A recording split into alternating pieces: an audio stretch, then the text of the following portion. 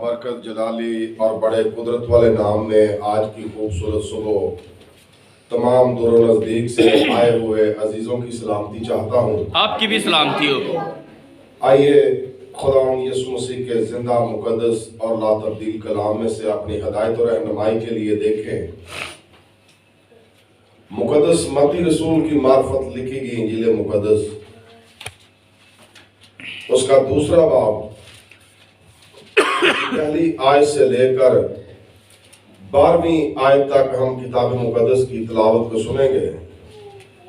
जिनके पास खुदावंद की किताब मौजूद है जरूर उसको खोलिए और मत्ती रसूल का इंजीली बयान, उसका दूसरा बाब, उसकी पहली आयत से। किताब मुकद्दस में कुछ इस तरह से लिखा है, जब यीशु हेरोदिस बादशाह के जमाना में यहूदिया के बैतलहम में पैदा हुआ तो देखो कई मजूसी पूर्व से यरूशलेम में ये कहते हुए आए कि यहूदियों का बादशाह जो पैदा हुआ है वो कहाँ है, क्योंकि पूर्व में उसका सितारा देखकर हम उसे सजदा करने आए हैं। ये सुनकर हेरोदिस बादशाह और उसके साथ यरूशलेम के सब लोग घबरा गए और उसने कौम के सब सरदार काहिनों और फकीरों को जमा करके उनसे पूछा कि मसीह की पैदाइश कहाँ होनी चाहिए। उन्होंने उससे कहा, यहूदिया के बैतलहम में, क्योंकि नबी की मार्फत यूं लिखा गया है कि ए बैतलहम यहूदा के इलाके, तू यहूदा के हाकिमों में हरगिज सबसे छोटा नहीं, क्योंकि तुझ में से एक सरदार निकलेगा जो मेरी उम्मत इसराइल की गलाबानी करेगा। इस पर हेरोदिस ने मजूसियों को चुपके से बुलाकर उनसे तहकीक की कि वो सितारा किस वक्त दिखाई दिया था, और ये कहकर उन्हें बैतलहम को भेजा कि जाकर उस बच्चे की बाबत ठीक ठीक दरियाफ्त करो, और जब वो मिले तो मुझे खबर दो ताकि मैं भी आकर उसे सजदा करूं। वो बादशाह की बात सुनकर रवाना हुए, और देखो जो सितारा उन्होंने पूरब में देखा था वो उनके आगे आगे चला, यहां तक कि उस जगह ऊपर जाकर ठहर गया जहां वो बच्चा था। वो सितारे को देखकर नहायत खुश हुए और उस घर में पहुंचकर बच्चे को उसकी मां मरियम के पास देखा और उसके आगे गिरकर सजदा किया, और अपने डिब्बे खोलकर सोना और लुबान और मुर्ग उसकी नजर किया, और हेरोदिस के पास फिर ना जाने की हदायत ख्वाब में पाकर दूसरी रात से अपने मुल्क को रवाना हुए। खुदावंद इस पाक कलाम के जरिया से आज सुबह हम सबको अपनी लाजवाल बरकत से नवाजे। आमीन। आइए खुदावंद के हुजूर तशरीफ रखें और किताब मुकद्दस की इस तफसीर और तशरीह पर अपने मुकम्मल ध्यान को लगाएं। मेरे बहनों और भाइयों, इस वक्त जो हवाला हमने नए अहदनामा में से मुकद्दस मत्ती रसूल की मार्फत सुना है, पढ़ा है, तकरीबन बचपन से ही हम ऐसे हवाला जहाज से वाकफियत रखते हैं और इन कहानियों को भी जानते हैं, खासकर इन मजूसियों के बारे में और बिलखसूस उस सितारे के बारे में जो एक निशान के तौर पर आसमानी मुकामों पर जाहिर हुआ, और फिर दारे मसीहत के अंदर ये निशान बड़ी अहमियत के हामिल है। जिस तरह सितारा एक निशान है, इसी तरह प्रॉपर तौर पर जामिया तौर पर अहले मसीहत के अंदर जो है वो सलीब भी एक निशान के तौर पर हम इस्तेमाल करते हैं। अब इन निशानों या इन इलामतों या इन कहानियों का ताल्लुक दौरे कदीम में जब ये इल्हाम लिखा जा रहा था उस वक्त की दुनिया के लिए था, उस वक्त के यहूदियों के लिए था, उस वक्त के यूनानियों के लिए था, रोमियों के लिए था। لیکن آج یہ کتاب مقدس کا یہ جو پیرا ہے، یہ جو کہانی ہے،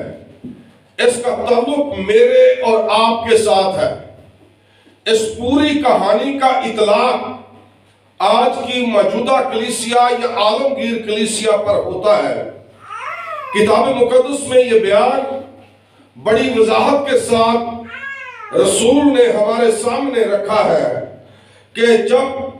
یسوع مسیح کی پیدائش ہوئی تو لکھا ہے کہ دیکھو کئی مجوسی پورب سے یہ کہتے ہوئے آئے کہ یہودیوں کا بادشاہ جو پیدا ہوا ہے وہ کہاں ہے۔ اس کہانی کو میں مختصراً ہسٹوریکلی طور پر آپ سبوں کے سامنے رکھنا چاہتا ہوں۔ جب ہم ان کے ہسٹوریکلی بیانات پر غور کرتے ہیں تو مشرقی ممالک میں سے، مختلف ممالک میں سے یہ لوگ، جیسا کہ کتاب مقدس کے اندر لکھا ہے کہ انہوں نے پورب یعنی مشرق کی طرف ایک ستارہ دیکھا، اور وہ ستارہ ان کے علم کے مطابق کسی بڑی شخصیت کی پیدائش کی علامت تھی یا اعلان تھی۔ سو مختلف سمت سے، مشرق کی جانب سے، مختلف جگہوں سے جب یہ لوگ ستارہ دیکھ کر چل پڑے تو بائبل مقدس بیان کرتی ہے، اور دوسرے شواہد بھی اس دنیا کے اندر موجود ہیں،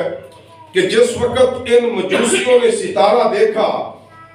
تو وہ ستارہ پراپر ان کو نظر نہیں آتا رہا۔ کتاب مقدس کے بیان کو جب آپ غور سے پڑھیں گے کہ ستارہ نمودار ہوا ہے اور پھر وہ معکوف ہو جاتا ہے، اور یہ اس کے علموں کے تعلق سے، جانکاری کے تعلق سے اپنا سفر شروع کرتے ہیں، اور سفر کرتے کرتے وہ 8 یا 9 ماہ کے اس عرصہ میں یروشلم کی شاہراہ پر یعنی یروشلم کی فصیل کے باہر وہ اپنا ڈیرا لگاتے ہیں۔ ہوا کچھ یوں، یہ تینوں قافلے جو مختلف ممالک سے، جو مشرق کے ممالک ہیں، ان میں سے جو چلے تھے یکے بعد دیگرے یہ یروشلم کی شاہراہ پر ایک دوسرے کے انتظار میں، مختصر یہ کہ یہ اس شاہراہ پر تینوں قافلے آپس میں ملے اور انہوں نے وہاں پر ہی اپنے خیمے لگائے، وہیں پر انہوں نے ٹیمپریری رہائش کی، اور پھر وہاں سے انہوں نے اپنے قاصدوں کو، اپنے نوکروں کو یا اپنے غلاموں کو دریافت کرنے کے لیے یروشلم کے اندر بھیجا کہ وہ پہلے یروشلم کی کنڈیشن معلوم کرے۔ اس کے بعد یہ لوگ بھی جو سیارے کے علم کو جانتے تھے یہ بھی یروشلم کے اندر گئے۔ اب جب کسی ملک کے اندر مختلف ممالک کے لوگ آ کر چلے پھریں گے، ان کا لباس الگ ہوگا، ان کی زبان الگ ہوگی، وہ اس وقت کے لوگوں کے لیے ایک اہمیت اس وجہ سے رکھتے ہوں گے کہ یہ غیر ملک سے آئے ہیں، اور کوئی بھی غیر ملک کا لوگ جب ہمارے معاشرے میں بھی آتا ہے تو ہم بھی اسے تجسس کی نگاہوں سے دیکھتے ہیں، یا اس وجہ سے دیکھتے ہیں کہ یہ گورا ہے، یہ کورین ہے، یہ چائنیز ہے، یہ فلاں ملک کا ہے۔ اسی طرح جب یہ مختلف مشرق کے ممالک سے وہاں پر جا کر ڈیرا ڈال کر یروشلم کے اندر تحقیق کے لیے پہنچتے ہیں تو یروشلم میں ہیرودیس کے اس گروپ کو جو ہیرودینیوں کے نام سے کہلاتا ہے، یا اس وقت فقیہ، صدوقی اور فریسی بھی، جتنے بھی ہیکل کے ساتھ تعلق رکھنے والی جیوری ہے، اس کا تعلق ہیرودیس بادشاہ کے ساتھ ہے۔ اب جب لوگوں نے دیکھا کہ یہ الگ الگ مختلف ممالک کے لباس پہنے لوگ یہاں پر کیا ڈھونڈ رہے ہیں یا کیا کر رہے ہیں، سو یہ آہستہ آہستہ خبر جو ہے بادشاہ کے دربار تک پہنچتی ہے۔ اب بادشاہ کے دربار میں جب اس چیز کی بابت بیان کیا جاتا ہے تو بادشاہ ان مجوسیوں کو، ان لوگوں کو بلا لیتا ہے اور پھر ان کو بلا کر ان سے معلوم کرتا ہے کہ بھائی تم کسی غیر ملک کے ایمبیسیڈر ہو یا نمائندے ہو یا ہمارے ملک کے اندر آپ کیا کرنے آئے ہو؟ اس وقت ہیرودیس بادشاہ سے یہ مجوسی بیان کرتے ہیں کہ ہم نے مشرق میں ایک ستارہ طالوع ہوتے ہوئے دیکھا ہے اور وہ ستارہ اس ایریا کی علامت کے بارے میں نشان نہیں کرتا ہے کہ یہاں پر اس ایریا کے اندر ایک بڑی بادشاہت، ایک بڑا بادشاہ، ایک بڑی شخصیت پیدا ہوگی۔ تو کتاب مقدس میں لکھا ہے کہ اس وقت بادشاہ نے اس وقت کے شرع کے عالموں کو، اس وقت کے فقیہوں کو اور اس وقت کے اپنے درباری دانشوروں کو باہم مجوسیوں کی موجودگی میں اکٹھا کیا۔ انہوں نے اپنی کتابوں کو کھولا، نبیوں کے صحائف میں سے ان کو بتایا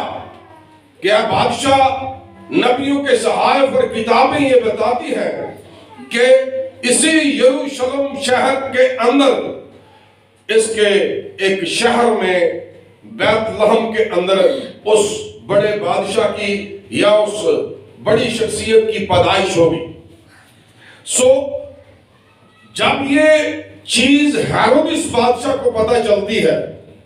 کہ یہ میرے ہی ایریا کے اندر میری ہی بادشاہت میں ایک بادشاہ پیدا ہونے والا ہے، تو یہ عامر شخص ہے، یہ ڈکٹیٹر ہے اس وقت کا۔ اس نے اپنی مکاری کو اپنے دل میں ہی رکھ کر مجوسیوں کے ساتھ بات کی کہ تم جاؤ تحقیق و تفتیش کرو، اور جب تمہیں وہ بچہ، نومولود بچہ مل جائے تو آ کر مجھے بھی خبر دو تاکہ میں بھی جا کر اس کو سجدہ کر سکوں۔ اب کتاب مقدس بیان کرتی ہے کہ ہیرودیس کے محل سے جب وہ باہر نکلے تو انہوں نے اپنے ان خیموں کی جانب جب رخ کیا تو کتاب مقدس بیان کرتی ہے 9ویں آیت میں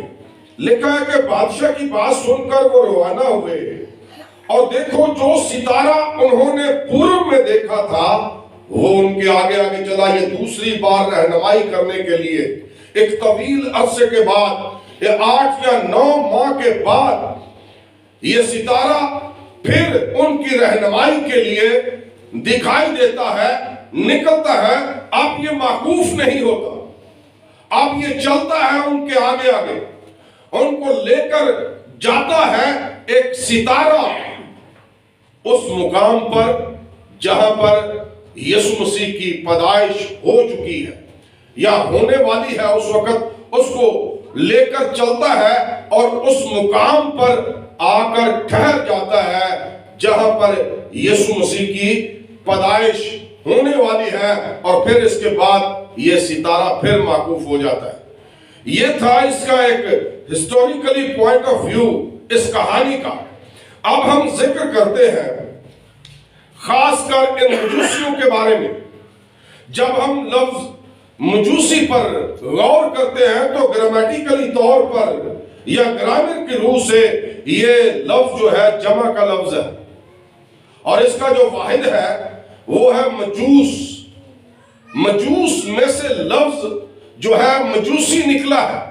اور یہ لفظ جو ہے فارسی زبان کا ہے۔ فارسی زبان میں لفظ مجوس واحد ہے، اور مجوسی جو ہے اس کی جمع ہے۔ جیسے آپ لاہور سے ہیں اور آپ کو لاہوری کہا جاتا ہے۔ یہ مجوس ایک بذات خود ایک مذہب تھا، جیسے کسی نہ کسی مذہب کا کوئی شروعات کرنے والا نمائندہ یا بڑا ہوتا ہے جس کے ذریعہ سے کسی نہ کسی تنظیم کی، کسی نہ کسی مذہب کی شروعات ہوتی ہے۔ اسی طرح مجوس نامی اس شخص کے ذریعہ سے مجوسیوں کے مذہب یعنی مجوس مذہب کی جو ہے وہ شروعات ہوئی۔ اب جب اس مجوس مذہب کی شروعات ہوئی تو اس کا جو ایریا ہے وہ ہے آج کا موجودہ ایران، جسے دور قدیم کے اندر مادی یا فارس کے نام سے جانا جاتا ہے۔ آپ نے کتاب مقدس کے اندر شاہ فارس خورس کے بارے میں سنا ہے۔ نبوکدنضر کے بارے میں آپ بخوبی جانتے ہیں کہ وہ بابل کا بادشاہ تھا۔ بابل نے اس پوری دنیا کو زیر کیا، اور ایک وقت آیا کہ خدا نے اس بابل کی سلطنت کو زوال پذیر کیا، موقوف کیا، اور دوسری ایک سلطنت کو اٹھا کھڑا کیا جس نے بابل کو زیر کیا۔ وہ مادی اور فارسیوں کی سلطنت تھی جس کا پہلا بادشاہ شاہ فارس خورس تھا۔ آپ میرے ساتھ نکال کر دیکھ سکتے ہیں پرانے عہد نامہ میں سے عزرا کی کتاب، اور پھر عزرا کی کتاب کے بارے میں جب ہم غور کریں گے تو عزرا کی کتاب کے اندر پہلے ہی باب کے اندر آپ کو یہ سارا معاملہ یا یہ سارا ماجرا ملے گا۔ عزرا کی کتاب کے پہلے باب کی پہلی آیت کے اندر کچھ اس طرح سے لکھا ہے، اور شاہ فارس خورس کے سلطنت کے پہلے سال میں، اس لیے کہ خداوند کا کلام جو یرمیہ نبی کی زبانی آیا تھا پورا ہو۔ خداوند نے شاہ فارس خورس کا دل ابھارا۔ اگر آپ اسی صفحہ سے پچھلے صفحے پر دوسری تواریخ کی کتاب کے آخری باب کا مطالعہ کریں تو اس کی 13ویں آیت سے لے کر آپ کو 21ویں آیت تک شاہ بابل کی سلطنت کا زوال یا خاتمہ نظر آئے گا۔ یہاں پر نبوکدنضر کی سلطنت کا خاتمہ ہوتا ہے، اور عزرا کی کتاب کے پہلے باب کے اندر شاہ فارس خورس یعنی اب عراق جو ہے اس کی سلطنت جو ہے وہ دنیا سے ختم ہو چکی ہے۔ وہ سپر پاور تھا، اس کی سپر پاور اب ختم ہو چکی ہے۔ اب سپر پاور بن کے اٹھا ہے ایران،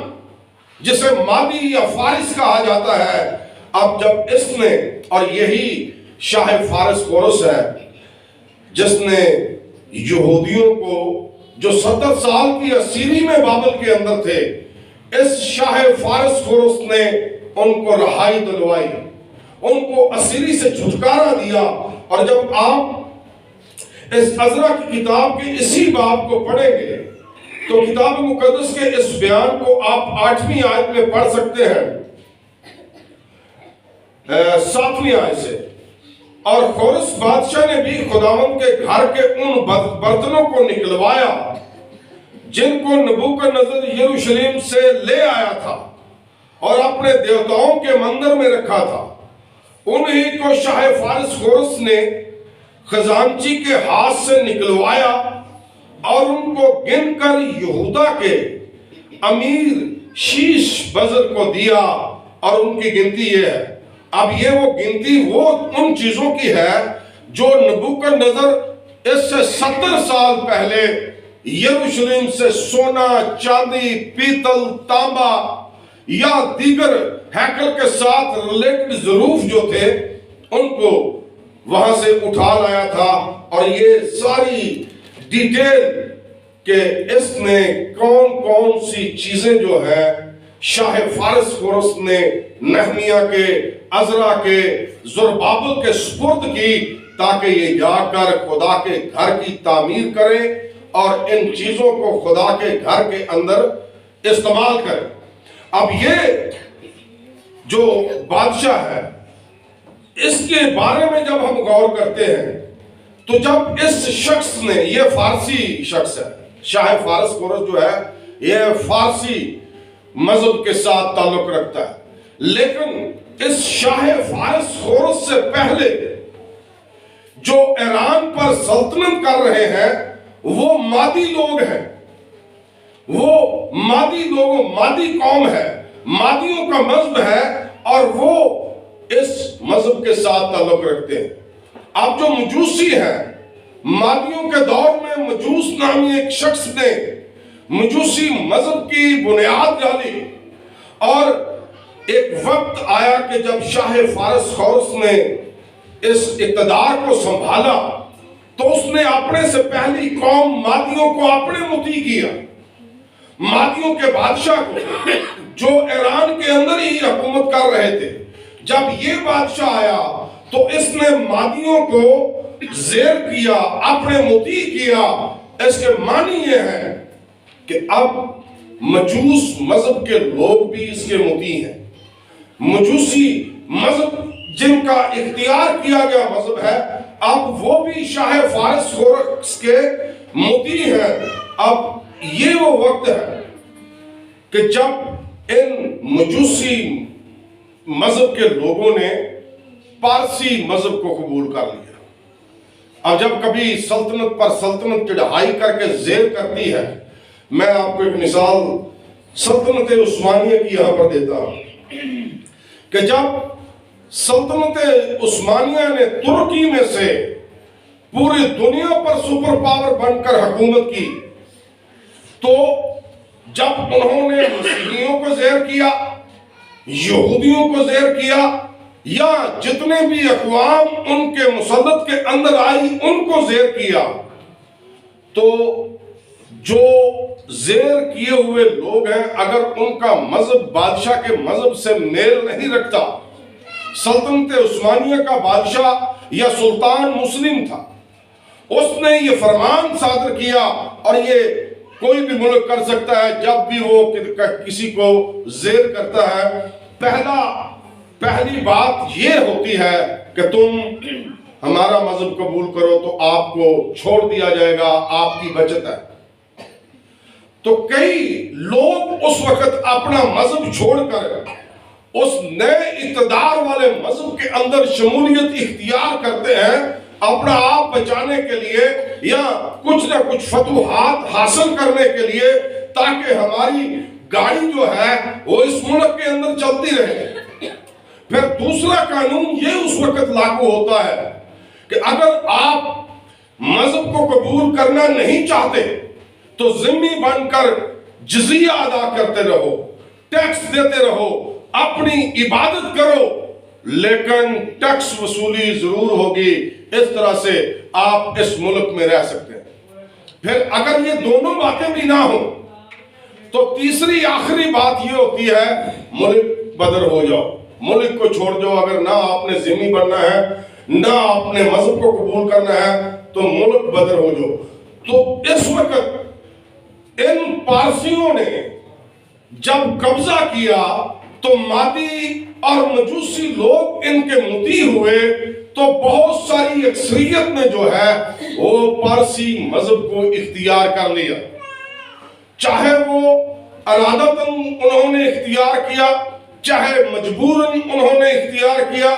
کوئی بھی وجہ کو سامنے رکھتے ہوئے انہوں نے مذہب کو اختیار کیا۔ کئیوں نے ضمنی ہو کر ٹیکس دینا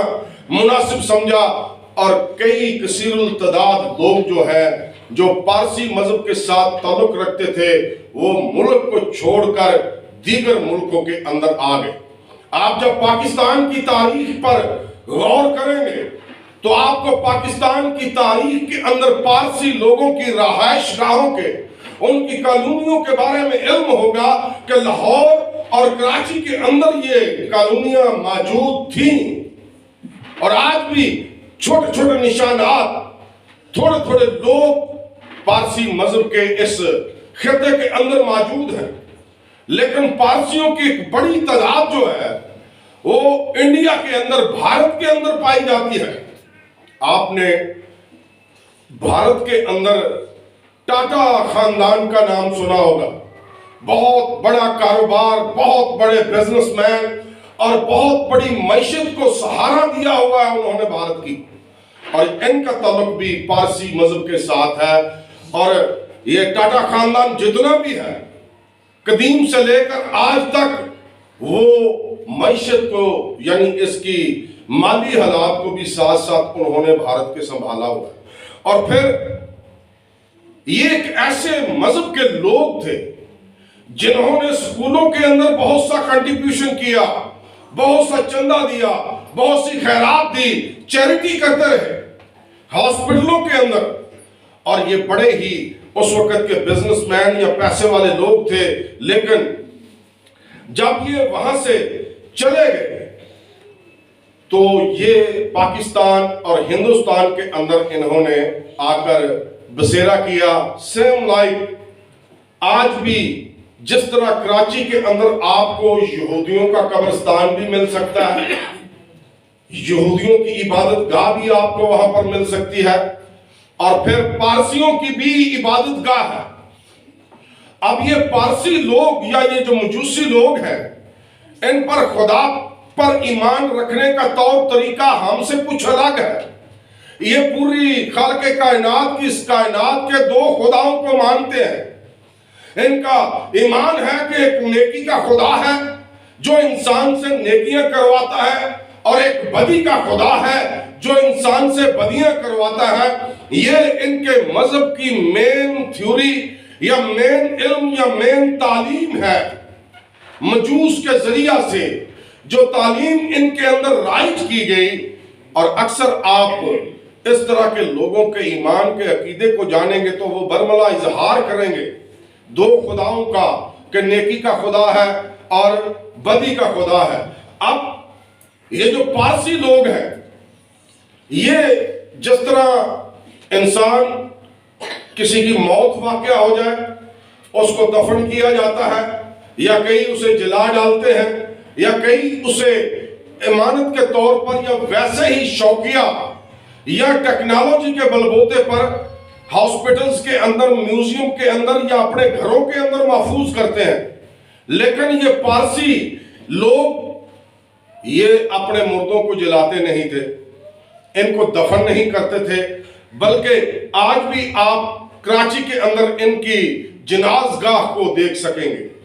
اب ان کی جناز گاہ جہاں پر یہ اپنی جنازے کی رسم کو ادا کرتے ہیں, تو یہ اپنے مردے کو اس جگہ جس کو تخمہ کہتے ہیں, اس مقام کو یہ مقدس مانتے ہیں, اور اس مقام میں چوکھٹیں لگی ہوتی ہیں. جس طرح یہ دروازوں کی چوکھٹیں ہیں, اس طرح چوکھٹیں ہیں, اور اس مرے ہوئے شخص کو ہینگ کر کے اس چوکھٹ کے اوپر لٹکا کر یہ چھوڑ آتے ہیں. چاہے گدھ کھائیں, چیل کھائیں, کوے کھائیں, جانور کھائیں, جو مرضی ہو ان کے ساتھ, انہوں نے اپنے مردے کو ہینگ کر کے یا رکھ کر وہاں پر واپس چلے آنا ہوتا ہے. اب یہ جو مجوسیوں کا تعلق ہمیں بہت ہی قدیم دور سے ملتا ہے, لیکن میں چند ایک حوالے میرے ساتھ ذرا نکالیے.